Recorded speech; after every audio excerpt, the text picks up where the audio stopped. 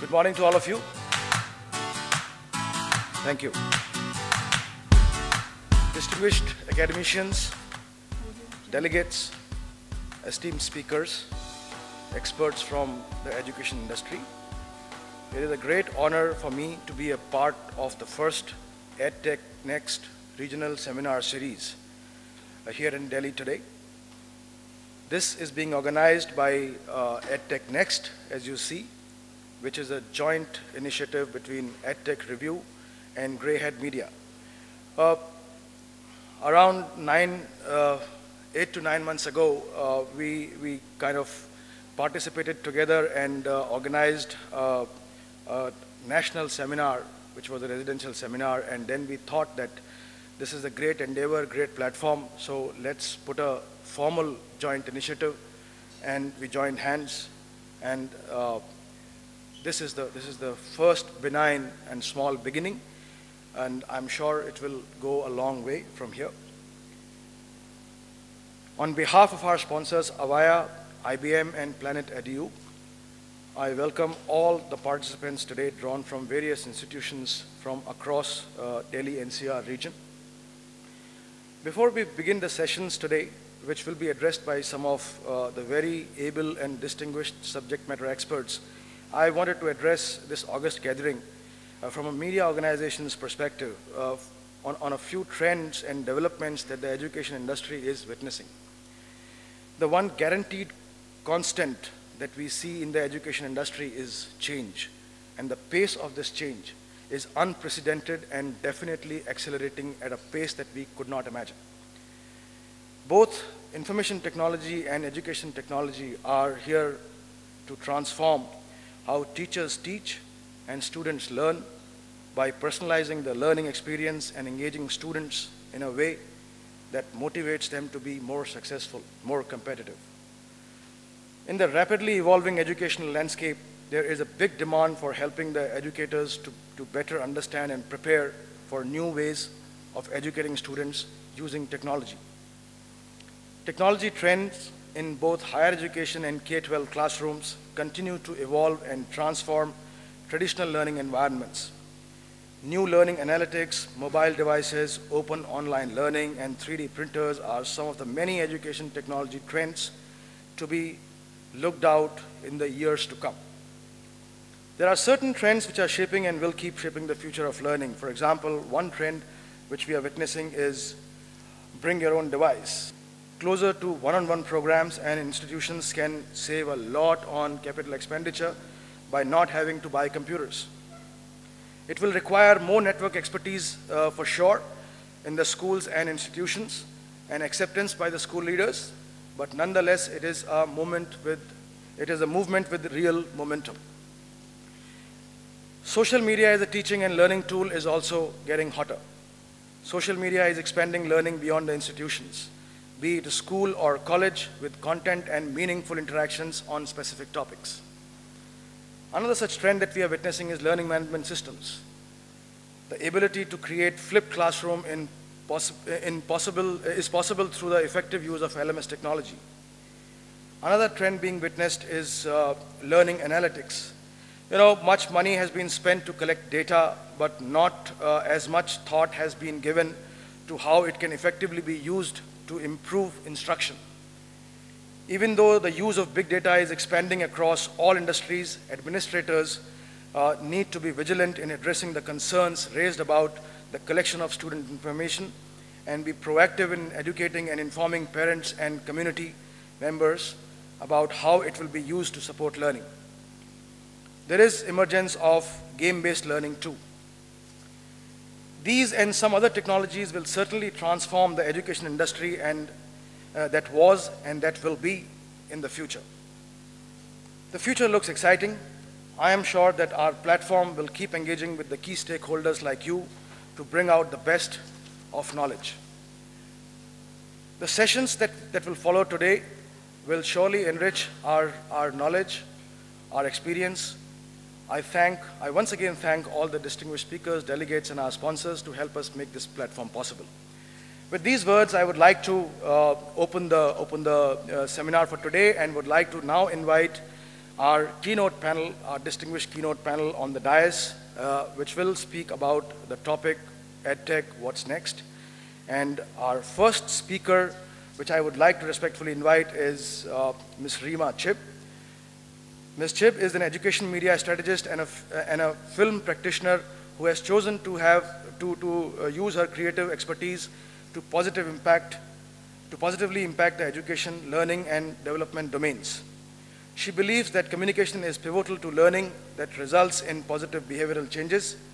With a master's in development communication, Ms. Chib specializes in content creation, design development, direction, and production of learning media content for use in classrooms, digital learning platforms, e-learning, and training workshop. Welcome, Ms. Chib. Our next panelist, keynote panelist, is Professor M.M. Pant. I believe needs little or no introduction, but I will still introduce him profoundly. Professor Pant is pursuing new pedagogy, technology, tools, and curricula for educating for behavioral change to prosper, flourish, and thrive in the future.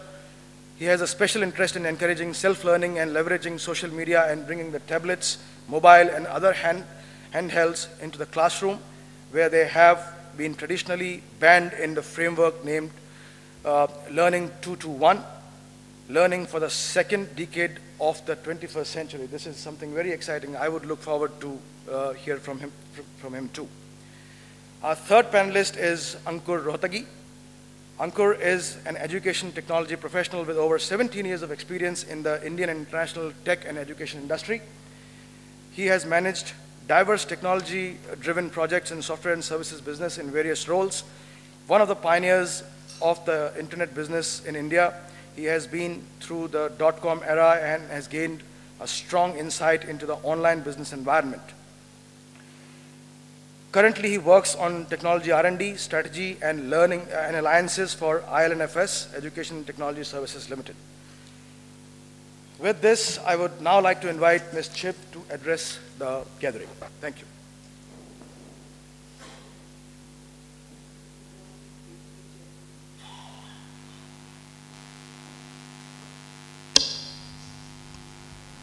Good morning, ladies and gentlemen, education leaders, delegates.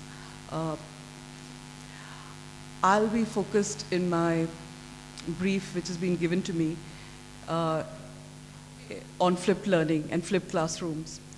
I'm a communication strategist, a filmmaker, a film practitioner by profession, and have chosen to use my creatives for the education domain. So somewhere I combine and bring into my work energies from both the fields. And have been doing a lot of work in the area of teacher training and student learning. And I've got something exciting to share, but before I go into it, I'd just like to find out from all of you in terms of who all here know and have experienced flipped classrooms or know about flipped learning. And what would you like to share with me?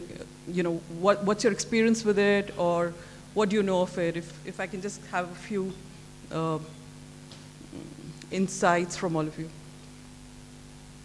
Have you been practicing it within your classrooms? Hi, morning. I'm Deepthi Sahani. Yeah. Can you hear me? Yeah. Yeah.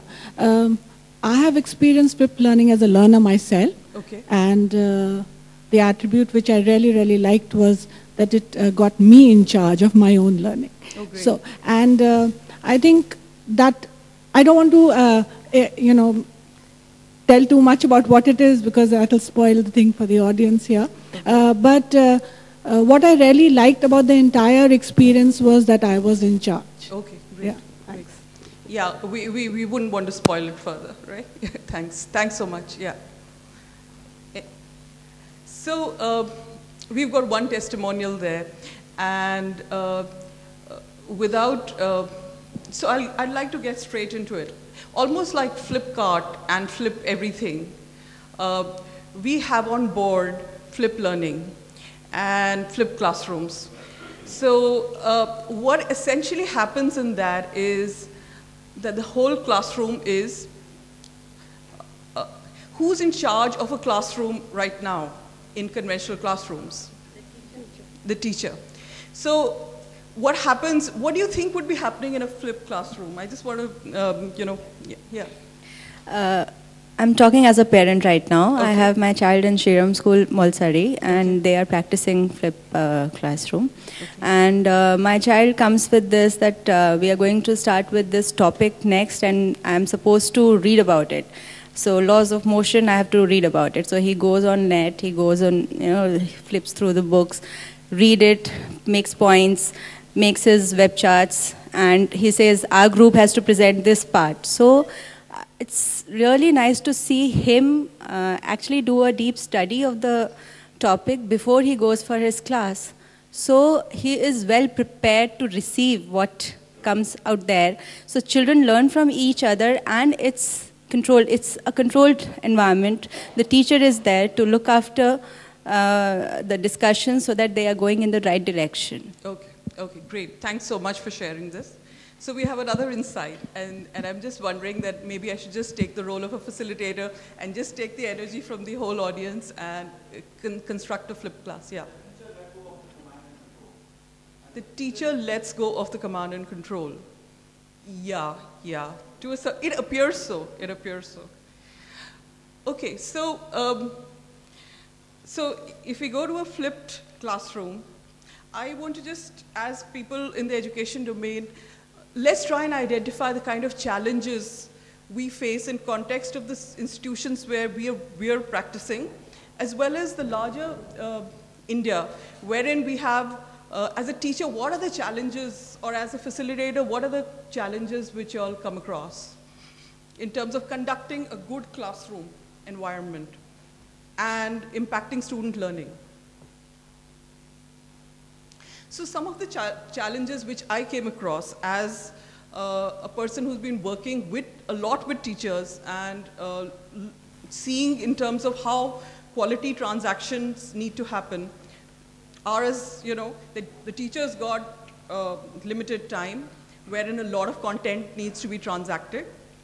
Then a good teacher would want children to have hands-on experience, allow themselves to construct their learning. She needs to have time for direct instructions, for assessment with CCE on the, on cards. There has to be continuous evaluation, and the timelines of completing the syllabus on time, and so on and so forth. Apart from all of this, she also has a challenge of that you're dealing with multiple intelligences within the classroom. The levels of learnings are different. The attention span, every child is different. Some kids talk and some kids walk, and so on and so forth. They're looking at all of that. And the huge problem of large-sized classrooms. So it's very few privileged schools like the Shriram School or many others, schools which have controlled their classroom ratio. But then if you look at the larger India, we're dealing very easily with 40, 45 children in a class, and there's one teacher. And if we go down beyond, go into the tier 2 B and C towns, we're dealing with many, many more. In fact, children coming out of classrooms and perhaps around outside it. So with all these challenges as a teacher, how do you ensure that you're still managing to ensure certain quality of delivery at scale?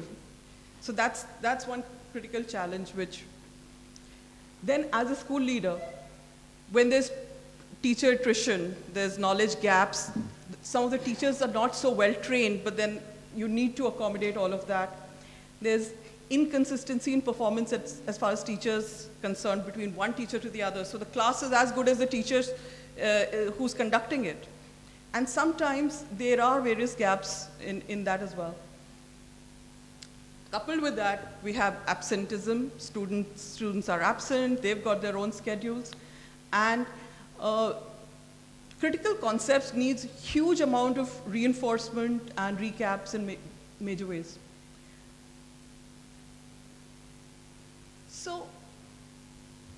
So then, what happens if we flip this learning? That means here we are talking about completely changing the paradigm of how we are operating. So what happens in a flipped classroom?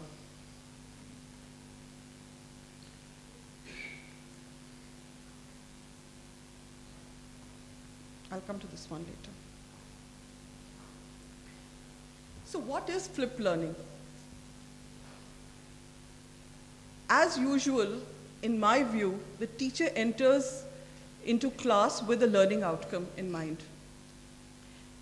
But what she's done actually is that you have a certain standardized instructions, certain stimulus, a video stimulus, it could be a PPT stimulus, it could be any sort of stimulus which is already shared with the students, or the teacher introduces the students or guides the students to watch that and imbibe information, and that becomes like a trigger.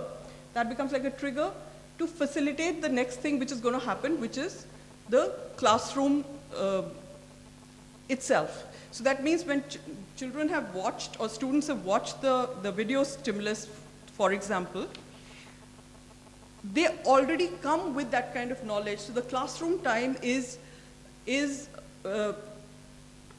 more focused in terms of the teacher interaction with the students, so that she can handle individual queries as well as look at the more academic and socio-emotional learning which students require, which sometimes gets lost in a regular classroom transaction when you're ensuring that this much of information needs to be imbibed.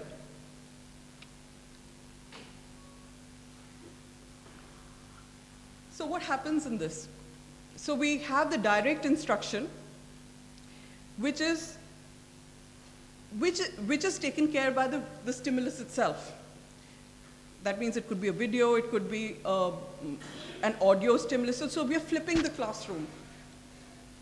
And when students come in class with questions, queries, already with information which they already want to share in class and they're curious about. So teacher addresses them. She introduces key activities which she'd like to support the learning outcome, and so on and so forth. So the classroom time is used to, it becomes a very active class wherein the teacher has created experiential activities or hands-on activities related to the learning outcome which she wants to address, and she addresses individual groups accordingly.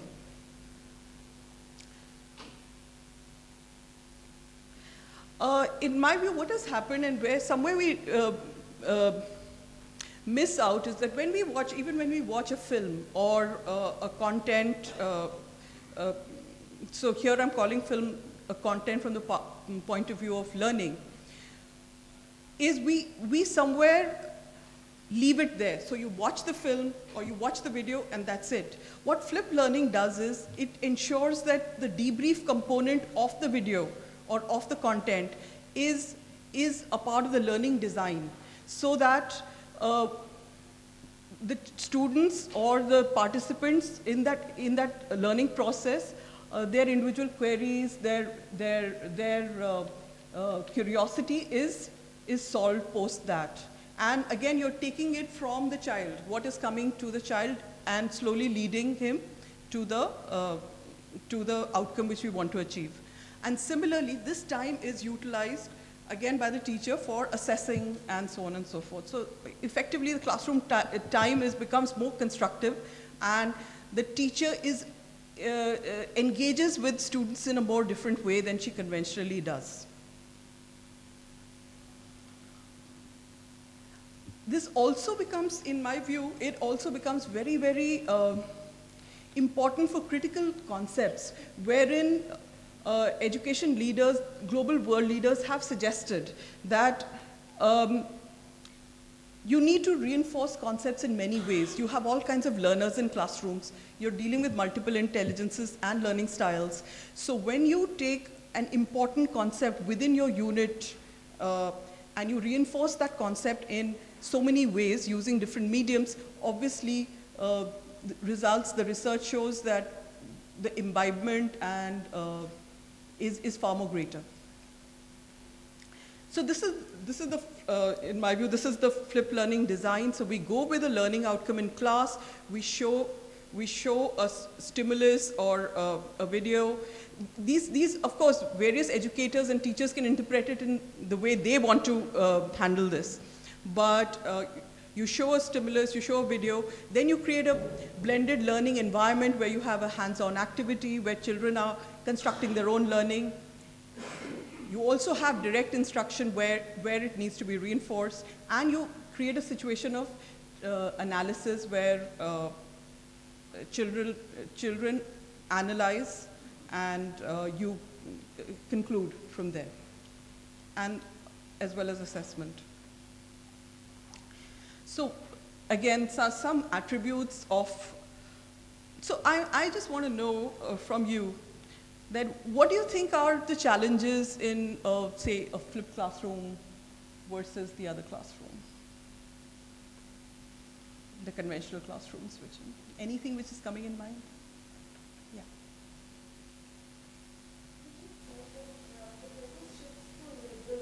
Yeah.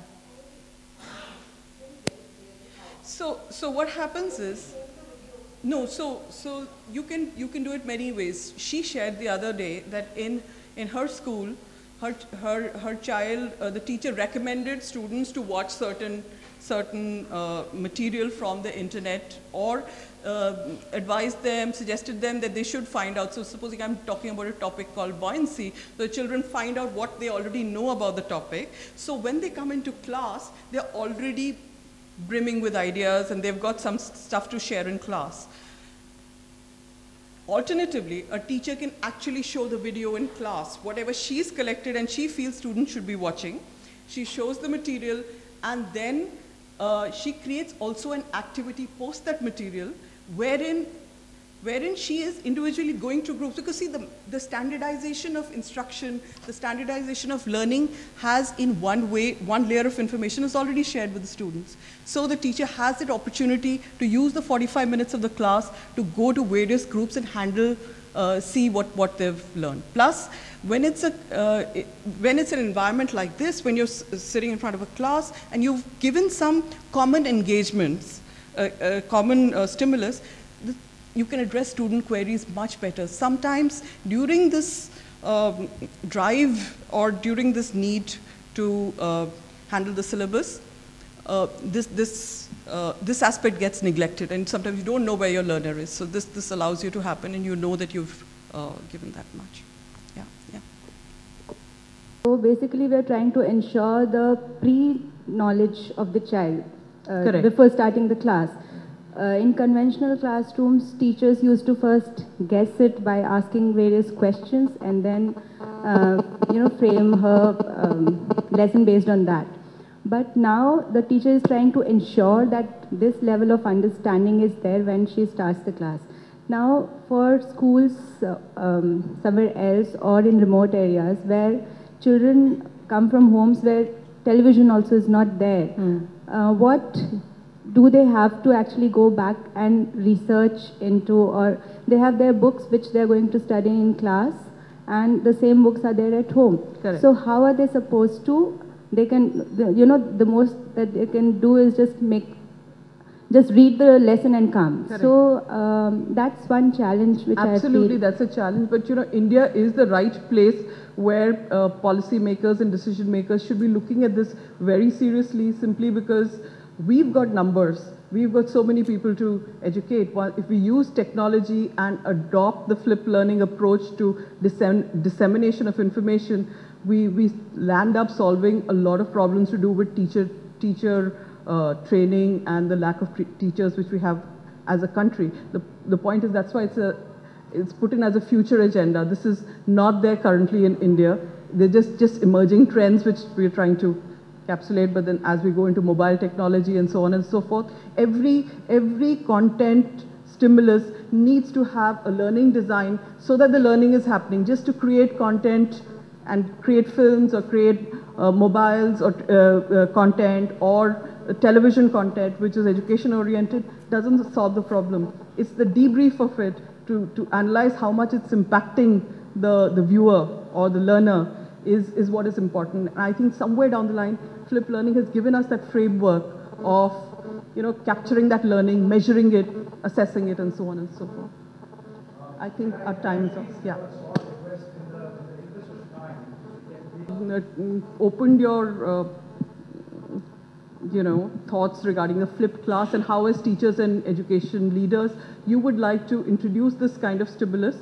The interesting thing is that, first the teacher introduces it, she assembles resource herself and she guides the students. Later students can become an active, students in groups and in situations can become active creator of those resources as well. So you can look at existing resources and you can create your own resources for the same.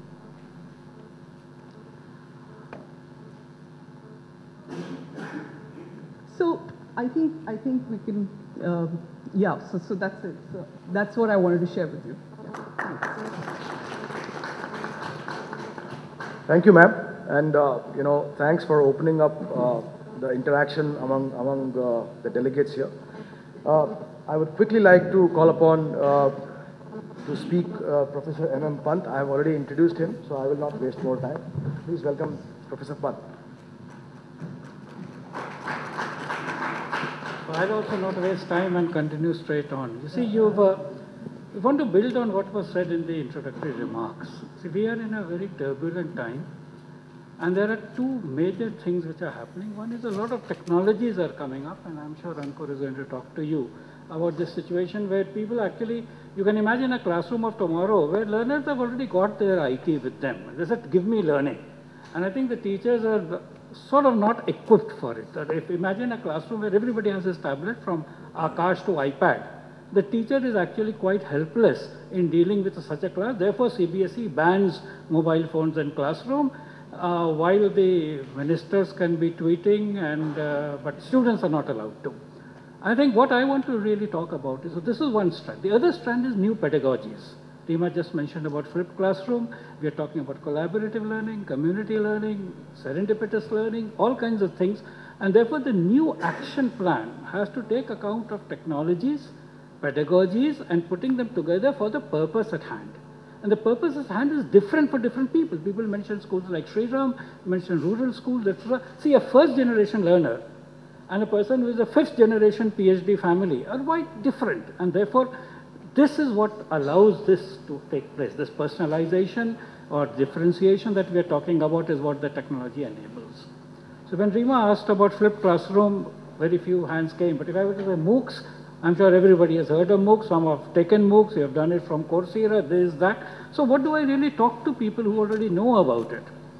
And this cannot be a tutorial on MOOCs because let me begin with the story of MOOCs though, because that's kind of forgotten in the glamour of the current Coursera and EDX. In 2008, a set of educationists started talking about connectivism and trying to propagate connectivism to people whose basic principles are that knowledge is in various places, it has to be put together. We have a tradition of Dattatray's 24 gurus, and they were very tech oriented. So they had this Web 2.0, they knew how to do blogs and wikis and this. So they wanted to use all this while teaching face to face. And this was George Siemens and Simon Downes at the University of Manitoba in Canada. And they had about 25 students pursuing a course on connectivism. Because they were technology oriented, they said, why don't we allow the whole world to participate in this? After all, how many people are really interested in education? The university said, you can do this from a technical point of view, but we can't register those students. We can't give them any certificates or awards. So there were 25 students face to face, and this is very important because to me that is the model for Indian education evolving. So they had 25 students face to face, but 2,300 students who participated on the web. They had to participate for free because university did not have a mechanism of charging fee. They also did not get certificate.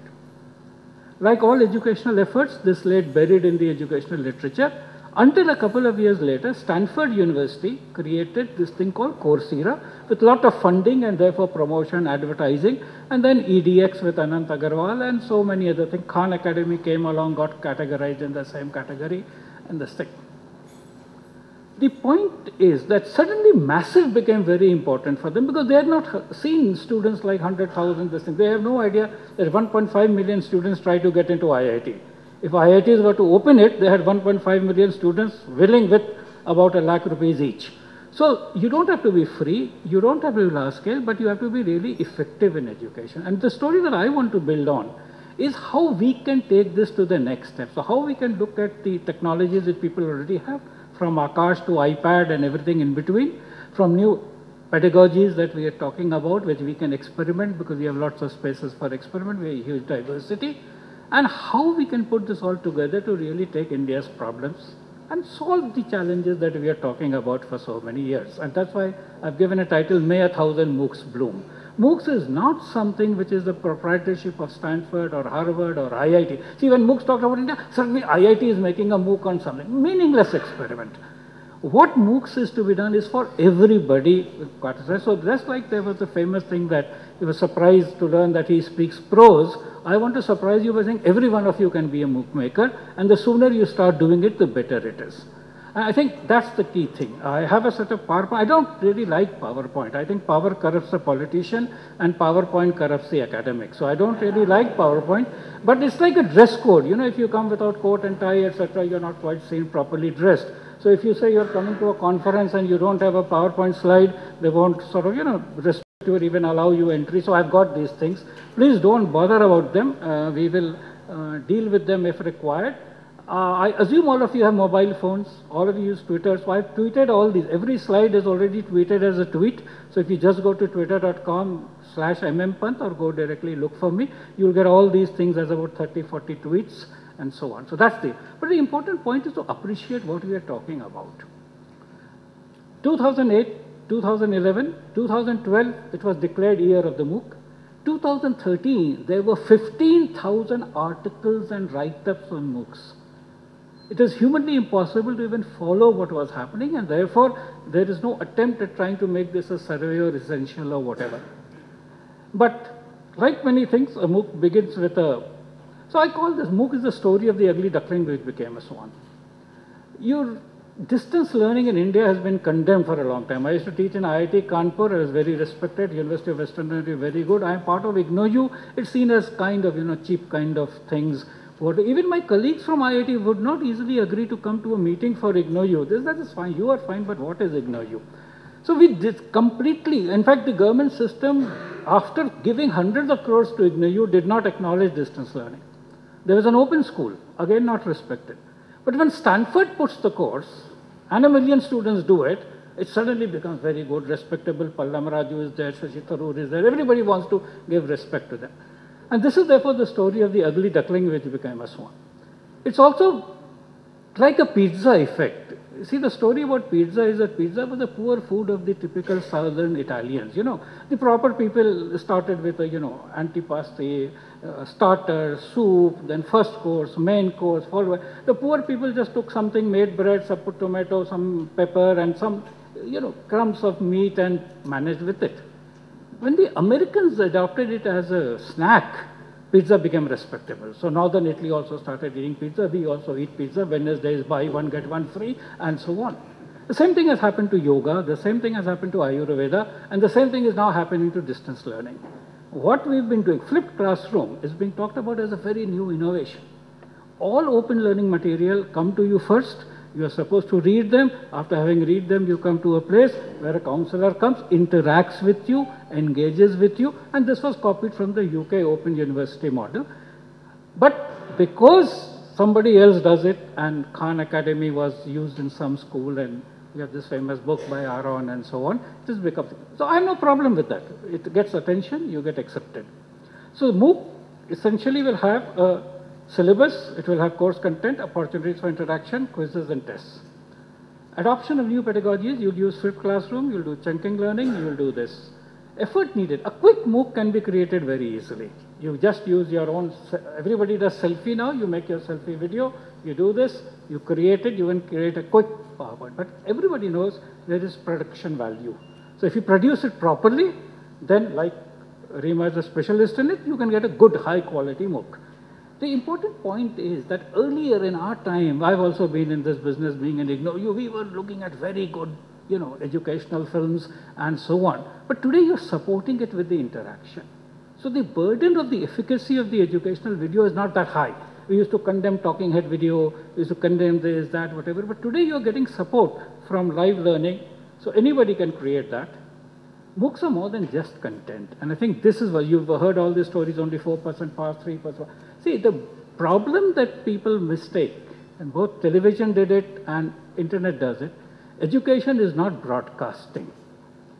People in television and internet thought that now that they've got low-cost broadcasting, they can just put a video to millions of people, learning happens.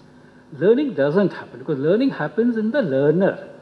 And therefore, it is the interaction which is very important, which the Web 2.0 has given. Another important thing to understand is not every teacher can be a great online teacher. The biggest disaster, and you've seen this NPTEL, this, that, is that these university well-known professors are asked to make videos. See, people whose parents have paid the fee don't attend the classes to hear these people. So who will hear them on a video? I mean, there is absolutely, so NPTEL is all waste of money, because if people whose parents have paid heavy fee, sometimes taking bank loan, don't attend those classes, how can you expect those classes to be attended by a large number of people? So I think the whole idea is that it is very important to understand that a MOOC teacher, MOOC successful teacher, will be very, just like we saw the difference between theater and cinema and TV and so on, the MOOC. And here is the opportunity, and I am saying this very seriously. Many of our educators in future, next 5 years, will become MOOC star professors, MOOC star teachers, celebrity teachers, much more well known than the Hrithik Roshans and the Shah Rukh Khans and so on, because they get only on those screens at the multiplexes. You will be on the screen in every hand, and that is what is important. Classification, XMOOC is the original MOOC, which we said, CMOOC is what Stanford, etc. did. I have created this terminology of nano MOOC, micro MOOC, mini MOOC, for the simple reason that I'm not going by massive numbers. Being in India, massive numbers don't excite me. I come from Allahabad, every 12 years, so many crore people come for the Kumbh Mela. That's not exciting. What I'm saying is, to me, nano MOOC is transforming 1 hour of learning into this. A micro MOOC is 3-hour half-day seminar, and a mini MOOC is 20 hours of learning. SPOCs are called, small, personalized, oriented MOOCs. Now, what I want to say is that these are some platforms you've heard about, many more. In India, every third person is creating a platform for MOOCs, so there is no dearth of MOOCs. You don't need a platform. Email, WordPress, and Twitter. This 3 is enough to create. In fact, there's a new classification of MOOCs coming up called T-MOOCs, which is basically using Twitter to deliver MOOCs. And if you go to my last 30, 40 tweets, you will see that that is basically an attempt to try to do that. The point was, how do we reconcile these two things? Massive education and personalized education. And the answer to that is what is called adaptive MOOCs. And this is one simple conceptualization of diagram. We mentioned that people have different learning styles. So there are two kinds of things. One is that in terms of how they get information, how they process information. So you can have as elements, text, graphics, audio, video, animation, simulation. This is what Rema is talking about. But what I'm saying is very important is to understand the learning model, apprentice, incidental, inductive, deductive, discovery. The reason massive education fails is that some people are apprentice learners, they want everything to be taught. Some are discovery learners, you give them the thing, they'll do that. Some are inductive, some are deductive, and we don't do that. And adaptive MOOC actually creates content in all these formats and pushes the appropriate content, like we were talking about in a human intervention in a classroom. Now, would you say this is possible? Well, there are products for this, and I'm actually giving you a reference. SGL has an AMOL. AMOL is Adaptive Mobile Online Learning. This is a platform which you can actually use. Like many platforms, you can enter at free, and then if you are a little oriented towards spending money, you can spend money. You can create your own adaptive online learning very easily. So remember, all this kind is one side, adaptive is straight one step forward.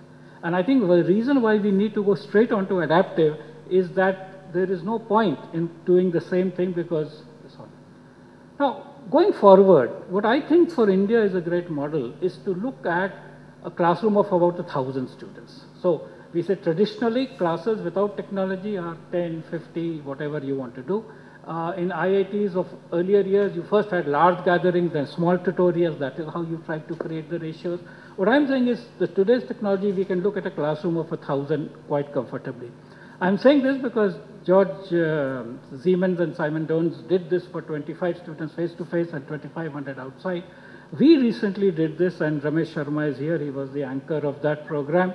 We did this something for 1,500 groups. We had a group of 1,500 students from 90 countries. We ran a course on open education resources for them, and about 60% actually, no, 40%, about 600 people actually completed the requirements. Which means that if we design properly a classroom of 1,000, now this classroom is not in one place. This classroom consists of a variety of clusters. So there can be some people studying on their own, some people studying in groups, so like 6 of you around the table. It can be a dining table, people from the colony come in and sit in. It can be a group of 10 somewhere, it can be a group of 20, it can be a group of 50, it can be a group of 100. The reason we are saying this is that because by doing that, we can then see that the benefits of collaboration in person can also be used. Very important to have non-English MOOCs, so I'm doing a lot of things about propagating people to make MOOCs in English and in Hindi and Gujarati, and there is some success in that. Further, these are some of the unanswered questions. So what is the right size of a learning cohort? How do you assess or measure the learning? What are the attributes of a good online teacher? We take somebody and we put him online. And I have a lot of experience. Many people can be very good in interactive, face-to-face, small groups, cannot be online teachers. Do learners have to be oriented to effectively learn from? This is a very interesting thing. We talked about flipped classroom. The director of IIIT in Allahabad in a conference said this, IIIT Delhi, said they see, it doesn't work. Our students refuse to read before coming to class. They expect to be taught in class. So you can tell them that this, but in the class, so they won't come without any preparation. Are learners sufficiently self-directed and fluent in this thing? US President has been briefed December 2013 about the significance and importance of MOOCs. They said the jury is still out on it. This is what has happened, and so on. And it's very interesting because if you see in contrast, our officialdom is quite unaware that this is actually a solution to India's problem. So instead of just cursing, I'm giving a set of ideas about MOOCs that I am working on, and these are not traditional classes. I've used 6 tracks. Enabling all learners to become better learners, enabling all teachers to become better teachers, enabling all parents to become better parents, experienced teachers to become thought leaders, helping educational entrepreneurs to develop new educational models, because they're all copying old educational models, and helping people overcome maths phobia. For each of this, there are 4 tracks or 4 elements, and this one you will like because maths is something which makes everybody cry. So I think it's a very important to have a massive thing to get people overcome their maths phobia and start actually learning maths. And then there is a long tail. So for example, I have a thing called the Intelligent Person's Guide to Avoiding Stupidity. Einstein had this quotation, the universe has finite limits, but there are no limits to human stupidity. You see them all around. So I'm thinking of a MOOC for that. There's a MOOC for enhancing your natural brilliance, MOOC for second innings, school for second half of life. This was suggested by Carl Jung long ago. Where is the school for second half of life? For people aged 40, new thinking for the new millennium, criminal penal law for 21st century professionals, speaking persuasively for greater effectiveness. So this is some of the things, and I think all of you can do this because creating a MOOC now is fairly easy. We use the flipped learning model, we send you all the stuff in advance, you come for a half-day, one-day workshop, go away with your MOOC. So actually, one weekend is good enough. You've got all the materials which you've read in advance, you come to the workshop, you come with your content, and in about half a day we teach you how to make a MOOC, post it, and so on. So this is my contact information. I hope I've followed the thing being able to. I'm putting this especially because, as we said, there are limits to the face-to-face interaction time, but you can contact me on mail, on internet, Twitter, whatever. Thank you.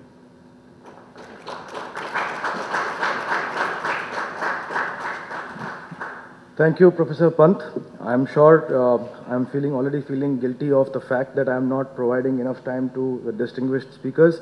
But this is the trade-off between, keeping the conference limited to a time frame and having great content discussed. So we will certainly do something to proliferate these information and the pieces of information and disseminate it in a better way. Okay, so next and last but not the least on the keynote panel, I would like to invite Ankur Rohtagi, who will speak about mobile learning and BYOD. Please welcome Mr. Rohtagi.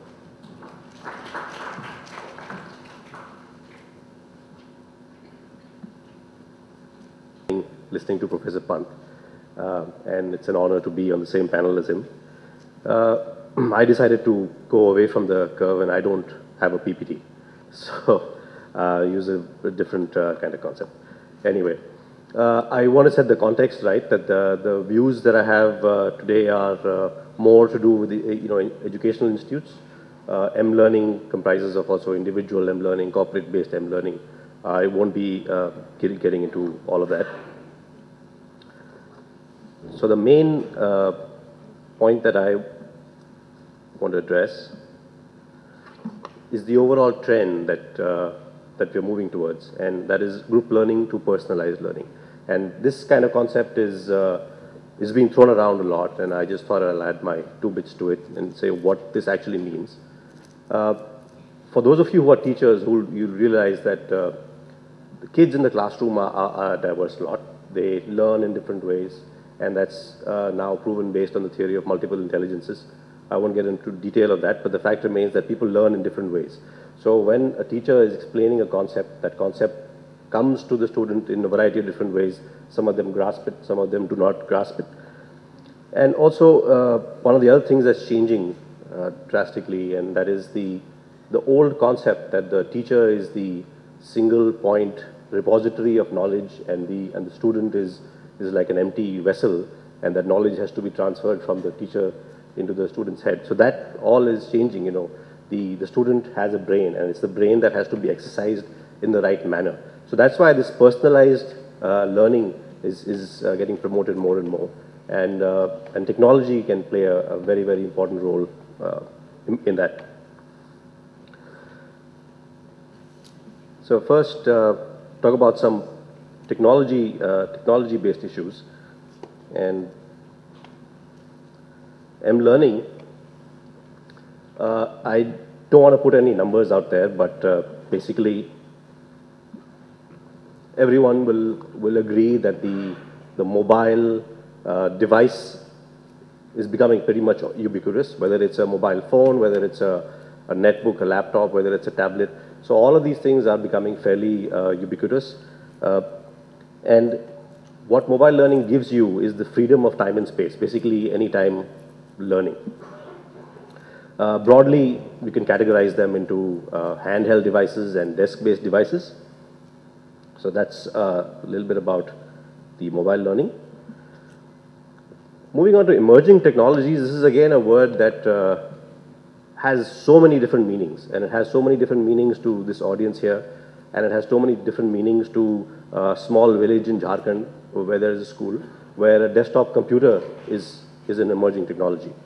I have the privilege, based on my organization, of working with schools right on the top of the chain, right down to the bottom of the chain, where kids are struggling to get the basic necessities in a school. So this emerging technologies, while there are MOOCs and flipped classrooms and cloud-based content and all that, it's very relative, and the scale varies right from there all the way down to a very basic desktop computer, which also a lot of kids have never seen.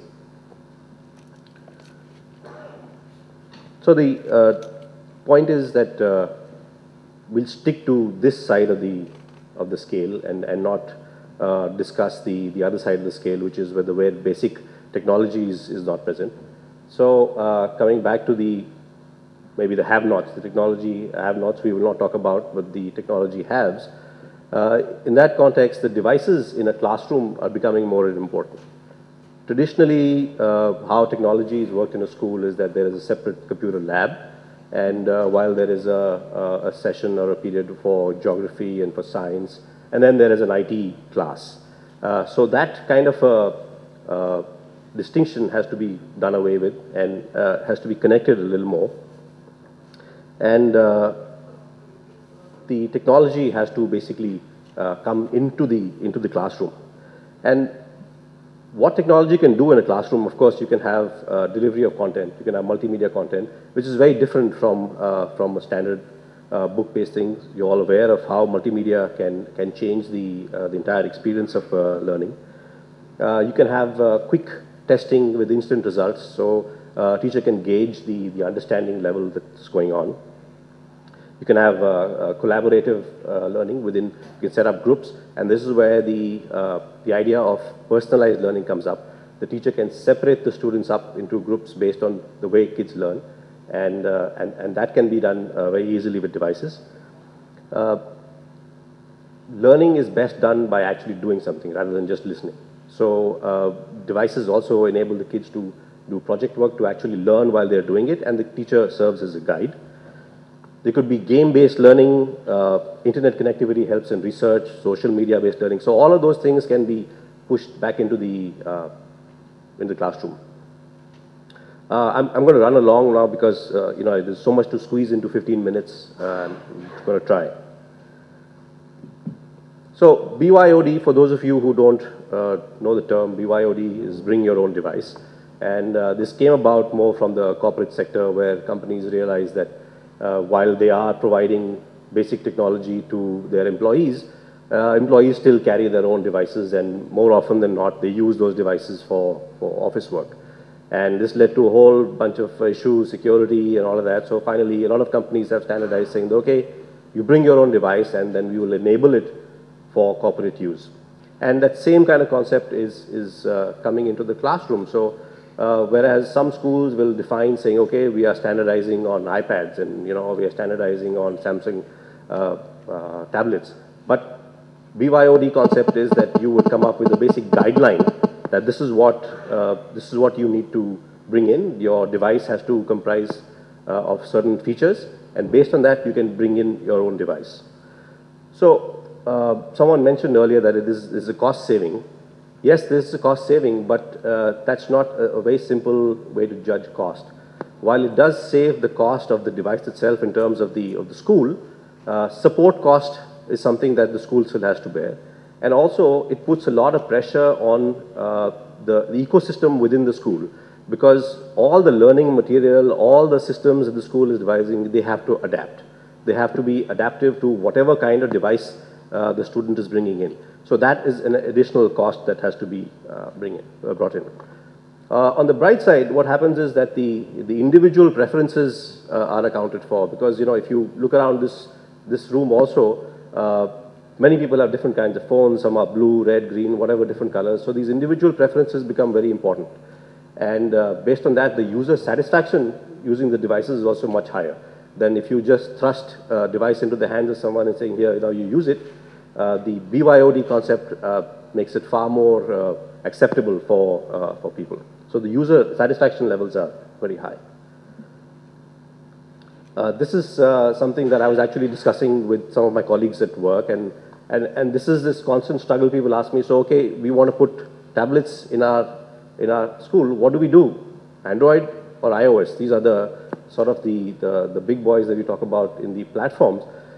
So the example I gave them is the same example I'll give here now, and because politics is currently in a very heated sort of point. So we have these two large political parties, okay, and those I equate with the Android and the iOS setup. Sometimes a third front pops up here and there. That I would say is the Microsoft Windows concept.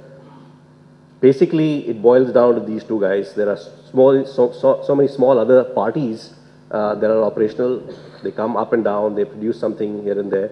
But if you have to look at the future in terms of the platforms, these are the two platforms that really we talking about now. This is important because whenever we talk about devices in a school or a college or whatever, it's not a technology issue. It's always an education issue. And it frustrates me sometimes because when I go and speak to a school or a college, I face the system administrator or the IT manager, and the academics are never involved in the process of choosing the technology that has to go in. And that is one of the big reasons why it fails. So in general, I think everyone agrees that there is a problem in the education system in general, and various people will throw different kinds of band-aids at it. Technology is used as one such band-aid. And they will quote things like, okay, in the US, this is what has happened, and in Europe, this is what has happened. Technology is not, like a band-aid or a magic wand. It's not going to solve any problem. So the basic problems of education have to be sorted out first. The whole issue of dependence on marks, learning outcomes, all of those points have to be sorted out. The application-based versus the definition of concepts is another issue.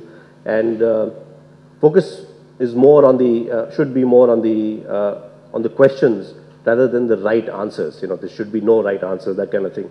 So these are some of the broader issues in education.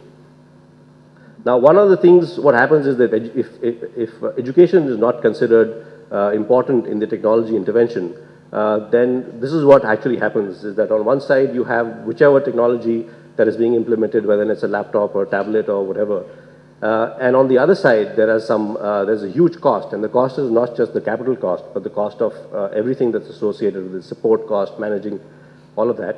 The teacher's role is completely absent. As a result, the teacher becomes more of a roadblock than a facilitator. There is huge dependence on marks, and there is no correlation between the technology that is brought in and what it does to the marks. Unfortunately, in our system, marks remain important. While there is the overall learning outcome that is important, marks unfortunately remain important. And then there are these very unreasonable expectations by everyone, by the parent, by the child, by the school authorities. So because of that, you know, it's completely imbalanced. Finally, I would conclude by, I hope you can see that it's a little small, probably not. I'll just explain what it is. So this is my version of the ecosystem, and in this ecosystem, each of those 5 points are very important, and each of those 5 points, if they're not really looked into, the technology intervention is likely to fail. First, there is, of course, the device, and the cost should not be the only criteria. It unfortunately falls into the same criteria of the L1 approach with the government, where people bid for a project and the actual aim is forgotten, and everyone focuses on the bottom line that, okay, it's costing X, so we'll go with the cheaper one. You know, this tablet costs 12,000, but this tablet costs 5,000, so we'll go for that. So the cost should not be the only criteria. There's a lot of deeper thinking that has to go into, you know, whether you want a tablet, whether you want a laptop, whether you want a tablet with a keyboard, what kind of a platform should be done. So all of those things have to be done in a much deeper level, and academics have to be involved from the beginning, not right in the end. The management of devices is again a very, very large cost, and that's something that people don't factor in. So if you have 500 devices in a school, and there's an upgrade that has to be performed in terms of the operating system, will you do 500 upgrades or will you do it just once? So that managerial aspect becomes very, very important. And the marketing idea should take a backseat. A lot of institutions, what they do is they take technology as a marketing tool, and they'll publicize it in various different places. So it should not be that, okay, this product looks very good on a brochure, so I'm going to put this here and choose that. It's a classic failure is going to happen. Next is one of the very important factors, and that's the lesson plan. And technology has to go into a lesson plan. You can't take a lesson plan which has been produced on a standard way of working, and then you just throw the technology at it and say, okay, here now you adapt. The technology portion has to be deeply embedded within any lesson plan. The worst thing you can do with a tablet is convert all your books into e-books, throw it on the tablet, and it becomes essentially an electronic bag. So that's not going to do anything to your to the learning. Yes, it will lighten the load of the student, which may be a good thing, but at the same time, that the reason why it's done should be very clear. So it should not be just an electronic bag. And the portability, because when we talk about mobile, it's portable, so that portability has to be encouraged. If the student is sitting with the device on a desk and it's just that's where it's using it, you might as well use a desktop computer. That portability aspect is missing. The student should be able to take the device outside class, work in a different set of environments, work in groups, etc. So that has to be encouraged. And again, governed by the lesson plan. Next is a very, very important aspect, and that is, again, teacher. And I think everyone agrees that technology is not a substitute for teachers. And unfortunately, in most of the technology interventions we've seen, the teacher is the last to find out about what technology is coming to the classroom. And what happens in this case is that everyone is involved, the school management and the students, in some cases the teachers, in some cases the parents, but the teacher is just thrust upon is given the device saying, here, use it to teach. And again, that's not going to work. The teacher knowledge base has to be sort of built up. I've heard of some examples in which the schools or colleges actually get the teacher involved before the students, and there is a whole session that is done with the students. Some cases, months, the teacher gets to play with the different technology before it's introduced into the classroom. Because students nowadays are way ahead of the teacher when it comes to the technology, so that kind of gap has to be bridged. On the flip side, if the teachers are not able to adapt, it'll be very bad for the teachers, right? So just like when computerization came into the Indian context many years back, for example, in the banks and so on, the employees who are not able to adapt technology, they were kind of put on the side. That's exactly what's going to happen. So there is pressure on the teachers also to be able to adapt. Now, the next one is learning outcomes, and outcomes are very important. Without an outcome, it's like, taking a flight and not having a destination on your boarding card. So you have to know where you're going. You have to know what is going to happen when you do X, Y, and Z. And the outcomes could be, on the softer side, saying, okay, your kids are happier, the happiness index is more, absenteeism has come down, and there could be very specific metrics that you can have. But they have to be done prior to any kind of intervention, and constantly monitored and constantly changed, because you can't wait for a year to find out whether your technology intervention is working or it isn't working. Finally, monitoring. Now, monitoring is very, very important, because if you just give technology in the hands of kids, minds will wander, right? They have to be channeled. They have to be brought into the context of what it is that they should or shouldn't be doing. One or two quick questions to the panel before we move on. I know we are slightly delayed from... Okay, thank you very much, and a big round of applause to the esteemed panel here.